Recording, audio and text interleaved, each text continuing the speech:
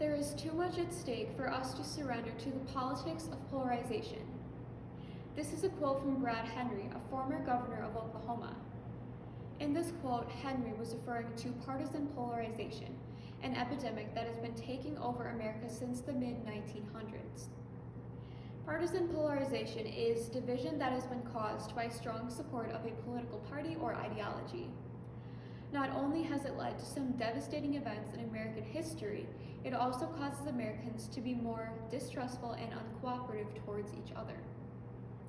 Partisan polarization has gone entirely too far and would best be resolved by having more than two major political parties. Before one delves into this issue, it is important to consider how it became so extreme. An article by Lee Drutman for The Atlantic explains how polarization started to become more prominent in the mid-1900s when the civil rights movement was in full swing. This new source of controversy essentially nationalized American politics, and suddenly everyone had a political viewpoint. The increased political presence in America caused polarization to rise as well. An additional factor that contributed to the division, specifically in our government, was filibustering. Filibustering is a strategy used in the Senate to prevent a vote on a matter from occurring simply by prolonging debate on the issue. The longest filibuster in American history, according to Thought Co., was in 1957, when Senator Strom Thurmond spoke for 24 hours and 18 minutes in protest of the Civil Rights Act. All in all, filibustering is considered to be a rather uncooperative tactic. My point here is that there are both societal and governmental explanations for the increase in partisan polarization. The increase in partisan polarization has led to some devastating events in American history. Two of these events happened in the past year. They are the January 6th attack on the U.S. Capitol and the looting and arson that was done in honor of the Black Lives Matter movement last summer. Just for some context, the Black Lives Matter protests began last spring in response to the death of George Floyd. Overall, 5 lives were lost in the attack on the Capitol, and over 20 people have died in the Black Lives Matter protests since they began. Whether these deaths were caused by the rioters themselves or by police, they still serve as examples of protests being done partly in honor of polarization that have been taken too far. Another display of polarization's negative impact on America is the clear lack of cooperation in our government. This is evident both in the filibustering process and in the fact that we have had 4 government shutdowns in the past 10 years. Government shutdowns typically occur when lawmakers cannot reach a decision on federal funding. These 4 most recent shutdowns happened in 2013 and 2018, with 3 of them being in 2018. The fact that we went through 3 government shutdowns in a single year, and this only happened 3 years ago, just goes to show how extreme polarization has become. If we continue to be lax about this issue, it will not get any better. Partisan polarization has wreaked havoc on everyday Americans as well as the American government.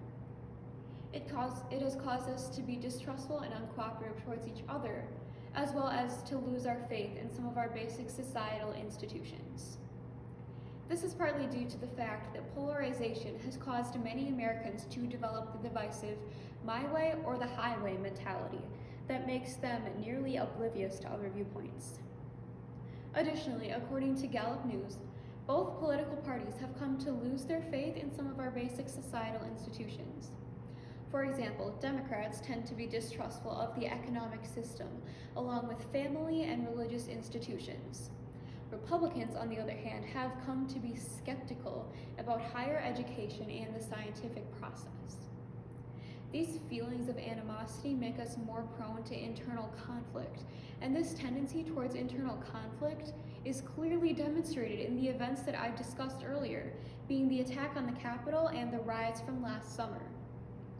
Partisan polarization is clearly something that has had detrimental effects on both our society and our government, and we need to deal with this immediately. The most effective way to resolve this polarization issue would be to implement more than 2 major political parties.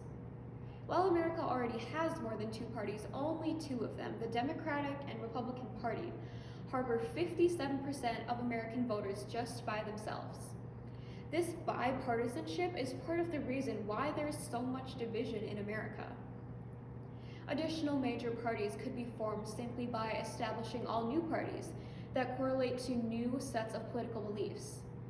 Another alternative would be simply educating American voters about the smaller parties that already exist, such as the Libertarian Party.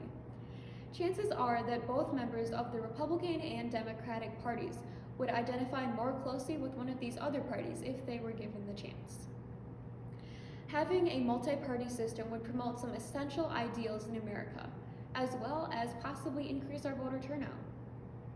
The reasoning behind a potential boost in voter turnout is this. In a multi-party system, each of the major parties would have to be of a smaller size than our current major parties. These smaller parties would then have to form coalitions with each other to gain power against common enemies in the political battleground come election time. This practice would promote collaboration and cooperation, two things that are desperately needed in American politics. Going off of that, most Americans would actually prefer if we had more than two major parties. A poll done by Newsweek reported that 60% of its participants said they would be in favor of adding at least a third political party. This is clearly an essential change that we need to be striving towards. In spite of all of the positives of reducing partisan polarization and adding more political parties, there are some perks of retaining the current system and partisan polarization. First of all, partisan polarization creates huge opportunities for businesses. Businesses can profit off of partisans who seek validation of their beliefs. Examples of such businesses are book publishers, podcast publishers, and cable news networks. These businesses could then take the profit they earn off of their products and spend it towards endorsing the campaign of a candidate of their choosing. Furthermore, another benefit of retaining polarization is that it makes political arguments easier for Americans to understand. This is because in a country with more partisan polarization, political arguments tend to be of an either-or nature. People who lack sufficient political knowledge or higher education may struggle to understand political arguments with more complex moving pieces if they're presented to them. After applying scrutiny to these points, the benefits of lessening partisan polarization and adding more political parties outweigh the downfalls. In regards to having simpler political arguments, we are a country that is highly educated with a vast enough media to the point where we should be able to do our own political research to form our own educated opinions. It should be a societal expectation that we do so. Furthermore, although the benefits for businesses could potentially be huge, are they really worth it?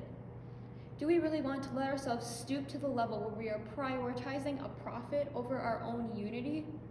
This is unacceptable. We cannot continue to let partisan polarization divide us in this manner.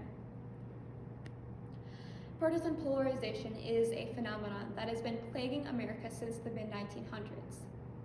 It all began with the controversy of the civil rights movement, and we have done pretty much nothing but make it worse. Not only has it led to some devastating events in American history, it also causes Americans to lose our unity by being distrustful and uncooperative towards each other and towards the basic functional units of our society. We cannot let this go on. It will be the end of America as we know it. I'd like to leave you with a quote from former US President John F. Kennedy. "Let us not seek the Democratic answer or the Republican answer, but the right answer. Let us not seek to fix the blame for the past. Let us accept our own responsibility for the future." Thank you.